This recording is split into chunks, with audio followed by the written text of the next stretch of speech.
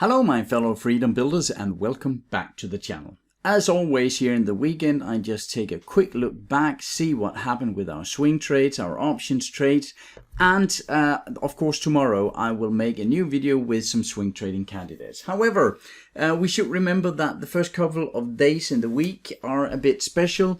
As far as I can read, the 4th of July, that's on Tuesday, that is closed in the US market.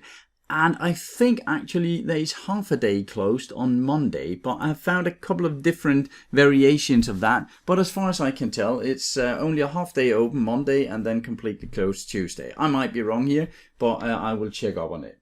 So I might not take any swing trades Monday. There's some low liquidity on these days. So I think the week will first really start up on a Wednesday. If we take a quick look first at what kind of week that we can expect here on the next 7 days on daily FX, the first days are a bit non-eventful, but then we have on Wednesday, that must be the 5th, we have FOMC minutes. Let's just have a quick look down here. There are a ton of different things. I could just remove this low impact here, but I do like to see sometimes they put some PPI numbers under the low, and I do like to see them. But Wednesday evening, 8 o'clock my time, there are FOMC minutes. That is where we get to see what arguments the Fed members had for the last Fed meeting for what they did. They had a pause, and I suspect we have already heard it when Powell had his testimony in front of the Congress. Was it last week, week before, where he said they expect 2 more rate hikes this year, and that is basically what I think we will find out from the minutes here. But that is definitely something that can move the market a bit around. And then we have Friday. Let's just have a look at Friday. We have, of course, the big NFP. Let's just find it here. Non-farm payrolls here. And let's see if the market keeps, the job markets keep surprising us. So I'll have a look at that as well. But that is what you should pay attention to this week. Let's have a quick look at the portfolios. We have the swing trading portfolio here. And as you can see, that is the blue line. That is just moving up nicely. We are up 3.6%. Just remember, this is in a month. It's a month since I started this portfolio. And of course, 3.6% is great. As it says, 42.8% in CAGR, compound annual growth rate. However, the market has been tearing upwards, 5.5%. And that, of course, cannot keep going. I have no idea when it stops going, but just have a look at the Sharpe ratio. I know I promised you a video about the Sharpe and Sortino ratio. I'll make that tomorrow, I think, Monday. But the Sharpe ratio on the S&P 500 is normally around 0.6, 0.65. That is where you compare the compound annual growth rate to the volatility. And right now, Sharpe ratio is crazy high. So that will drop, of course. I will probably get out of some of my swing positions this week. I'll just have a look at them in a second. But as you can see right now, my volatility is lower than the market and my max drawdown is lower than the market. And that is the way it is supposed to be in a swing trading portfolio if it is run correctly. As you can see, these are the 2 trades we closed. But then we have basically all trades in positive. The Monster Beverage is about a break even here, but close to just a flat 0 here. So I might take some of the trades off. We can see them here. We have the Arthur Gallagher here.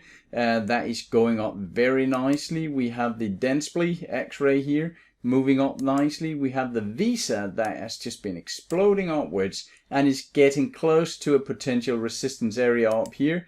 We have Monster that is, it did go up through this potential bull flag here, but has went down. It should turn around now. If it doesn't, if it keeps going down, I'll just take a small loss on that, no problems. Then we have Valvoline that took a couple of days before that really moved, but it is moving right now.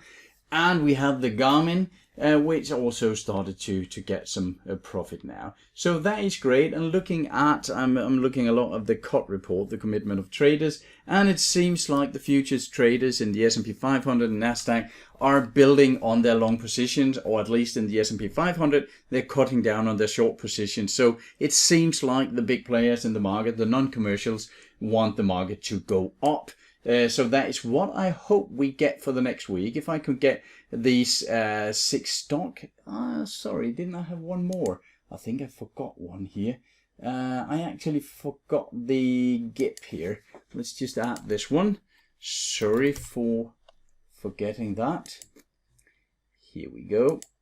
That is the... Didn't I add it?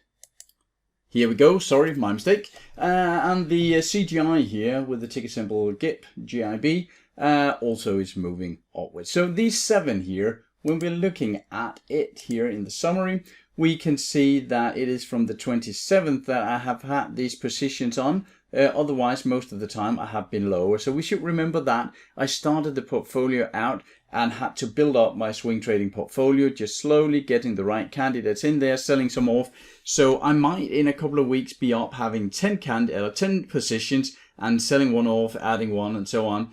So this is of course also in a position where I've only been maybe 40 or 50% invested on average all of the month. All right, looking at the option trades, these are, for by the way, the other candidates from the last week's, last Monday here. We had the Salesforce, hasn't moved much. We have Microsoft, has been moving a bit upwards, and AMD is also looking fairly okay. So, but I'm satisfied with my 7 positions here. I have my 2 options positions on, and that is Biogen.